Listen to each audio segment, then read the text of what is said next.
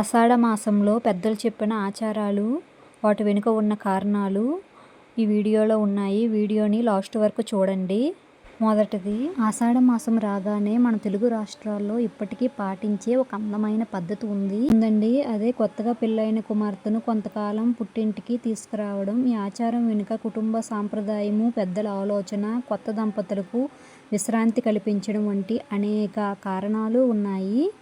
ప్రాంతాన్ని బట్టి ఎవరి ఆచారాలు వాళ్ళు పాటిస్తారు. పుట్టింటికి వచ్చిన కుమార్తెకు ఆషాఢంలో కొత్త బట్టలు ఇస్తారు, ప్రేమగా వంటలు తినిపిస్తారు, చేతులకు అందమైన గోరింటాకు పెడతారు, అమ్మవారిని కలిసి దర్శించుకుంటారు, కుటుంబంతో ఆనందంగా ఉంటారు.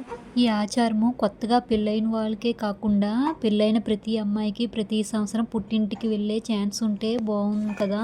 అంతేకాకుండా ఆషాఢ మాసాన్ని అత్యంత విశిష్టమైన రోజుల్లో ఒకటిగా భావిస్తారు. వారాహి నవరాత్రుల పవిత్రతో పాటు జగన్నాథ స్వామి రథయాత్ర కూడా ఈ ఆషాఢ మాసంలోనే జరుపుకుంటారు. ఆషాఢ మాసం ప్రారంభమైన నుంచి ప్రతిరోజు ఎంతో ప్రత్యేకమైనదే. ముఖ్యంగా మహిళలు ఇంటిని శుభ్రంగా అలంకరించి దీపం వెలిగించి అమ్మవారిని భక్తితో పూజించడం ఆనవాయితీ.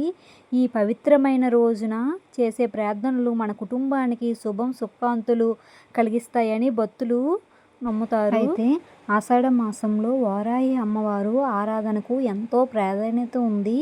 వారాహి అమ్మవారిలో ఒకరిగా ఆరాధించబడే శక్తి స్వరూపిణి. భక్తితో అమ్మవారిని ప్రార్థిస్తే మనకి ధైర్యం, ఆత్మవిశ్వాసం, కుటుంబ శ్రేయస్సు కలగాలని భక్తులు ఎంతో కోరుకుంటారు. వారాహి నవరాత్రుల్లో రోజు ఉదయం లేదా సాయంత్రం ఇంట్లో దీపం వెలిగించి పూలతో అమ్మవారిని అలంకరించి భక్తితో ప్రార్థించడం ఎంతో శుభప్రదంగా భావిస్తారు.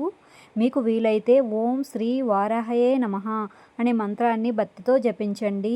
మనసుకు ప్రశాంతత కలిగి అమ్మవారి కృప లభించాలని ప్రార్థించండి. ఈ ఆషాఢ మాసంలో చేసే ప్రతి ప్రార్థన కూడా భక్తి, వినయం, విశ్వాసంతో కలిగి ఉండాలి. ఇంకా ఈ ఆషాఢ మాసంలో జరిగే జగన్నాథ స్వామి రథయాత్ర భారతదేశంలోని అత్యంత ప్రసిద్ధి కాంచిన ఉత్సవాల్లో ఒకటి. భక్తులు జై జగన్నాథ్ అంటూ స్వామివారి రథాన్ని భక్తి శ్రద్ధలతో లాగుతారు. స్వామివారి రథయాత్రను దర్శించడం లేదా భక్తితో స్మరించడం కూడా ఎంతో పుణ్యమని భక్తులు నమ్ముతారు. అలాగే ఆషాఢ మాసంలో మహిళలు గోరింటాకు పెట్టుకోవడం ఒక అందమైన సాంప్రదాయము. చేతులకు గోరింటాకు పెట్టుకొని అమ్మవారిని ప్రార్థించడం మంగళకరంగా భావిస్తారు. గోరింటాకు చేతుల అందాన్ని పెంచడమే కాకుండా పండుగ ఆనందాన్ని మరింత అందంగా మార్చే సాంప్రదాయానికి ప్రతీకగా నిలుస్తుంది. అందుకే ఈ పవిత్రమైన రోజున చాలామంది మహిళలు కొత్త బట్టలు ధరించి గోరింటాకు పెట్టుకొని భక్తితో అమ్మవారిని దర్శించుకుంటారు. గోరింటాకు ఎర్రగా పండితే మంచి భర్త వస్తాడు, పండకపోతే మీ భర్త మంచివాడు కాదు అని అంటారు. అది ఎంతవరకు నిజమో కామెంట్లో తెలియజేయండి.